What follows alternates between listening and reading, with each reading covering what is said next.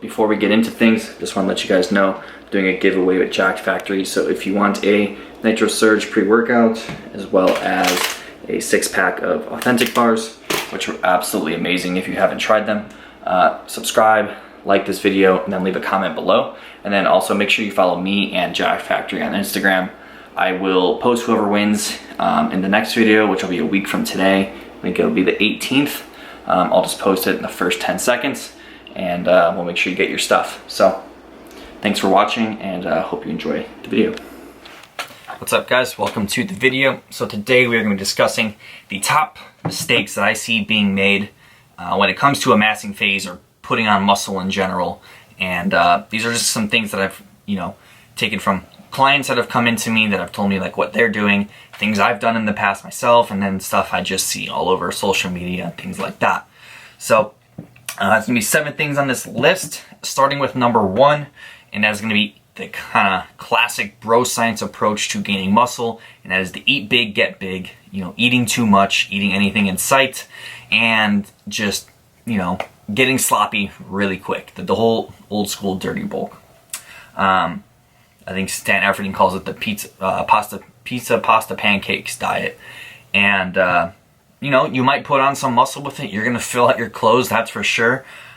But there are a lot of downsides to this. You're gonna put on a lot of body fat really quick. It's gonna cut your off season short because you're gonna start to get some digestion issues. Your insulin sensitivity is gonna be shit, so you're gonna feel very sluggish. Workouts aren't gonna be that effective. And it's just all around, it's not a very productive thing to do. So ease back a little bit, right? We don't need to be putting on 1, 2, 3 pounds a week. If you put on 2 pounds a week for 52 weeks, a full year, that's over 100 pounds, which we all know isn't going to happen. But theoretically, if you maintain that, even if you maintain 1 pound a week for 50 weeks, 50 pounds, you really think you're putting on 50 pounds of muscle in a year? No, in reality, you're putting on about 45 pounds of fat. So don't just eat everything in sight. Have some structure to your off-season diet, and yeah. But that also leads me into my second point, and that is the one that's becoming a little more popular nowadays, simply because people like to stay lean year-round on social media. People like Greg Doucette promoting like the whole main gain idea of putting on muscle, and that is the fact that people are under-eating and eating too little. And this might even be worse than overeating, because when we're in a calorie-deprived state, our training's going to suffer. You're going to have possibly some hormonal issues coming with that. Your ghrelin and leptin levels are going to be kind of out of whack. So overall, it's just not the most ideal thing. Can you gain muscle while at maintenance level or in a slight deficit? Yes, you can in some situations, but it's nowhere near going to be as productive as being in a mild calorie surplus. So don't be afraid to eat don't be afraid to eat a little bit above maintenance, put on a little bit of body fat, but at the same time, we don't want to just eat everything in sight and, put on 1, 2 pounds a week for the duration of our off season.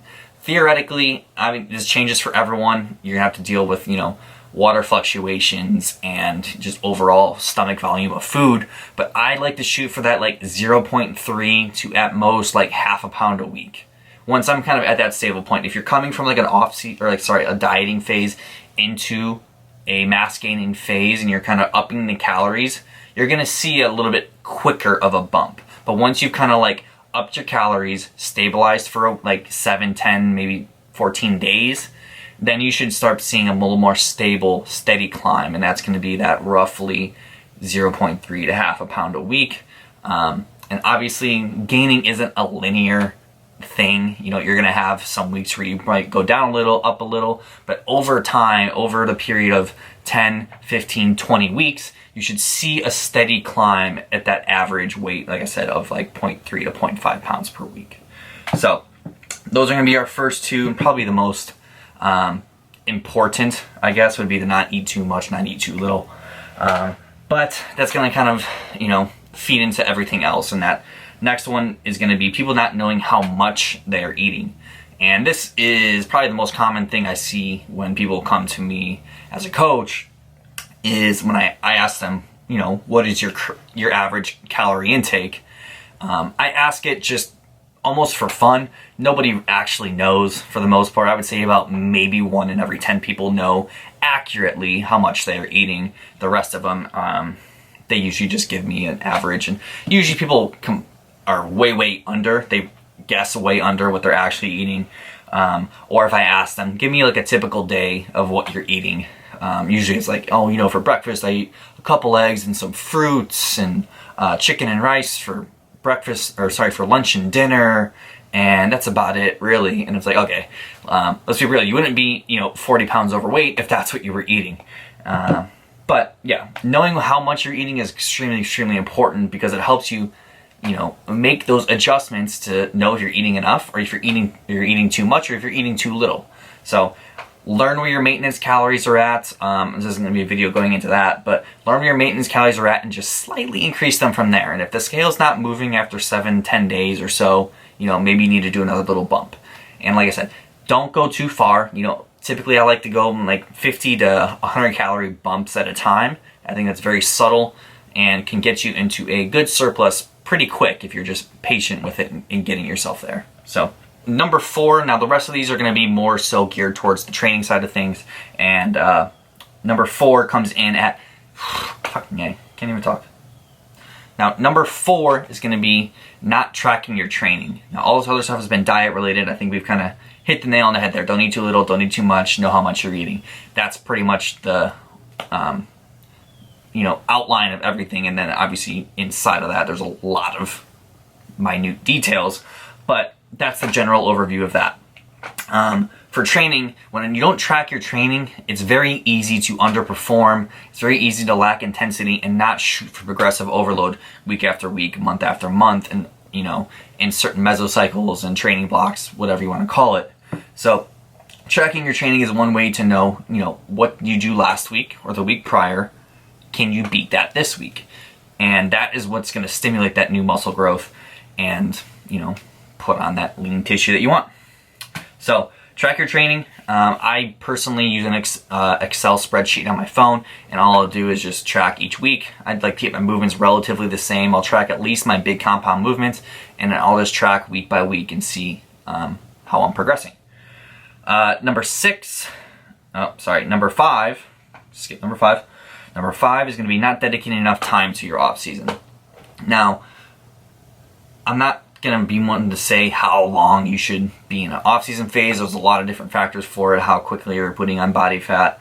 What are your goals specifically if you're not someone who, you know, likes to be lean for summer and whatever. You have vacations coming up or a wedding or whatever.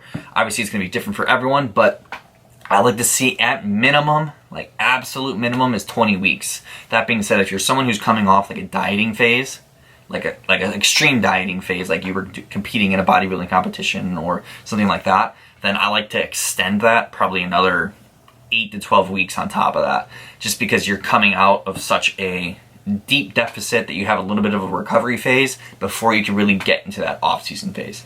So 20 weeks is basically if you've kind of been in a small deficit, or you've kind of been around maintenance for a long period of time, then 20 weeks is like that off-season minimum to put on some really good tissue and get some good growth out of that phase. We're looking at like 32 weeks if you're someone who's coming out of an extreme dieting phase. That way you're, you know, having some time to get your hormones back in check. You can reverse diet out properly, and yeah, you'll be good. Number 6 is going to be just bad exercise selection. I see a lot of people sticking to movements that are, you know, the tried and true mass builders, and they do them with very poor execution. They're not really hitting the target muscles the way they should be.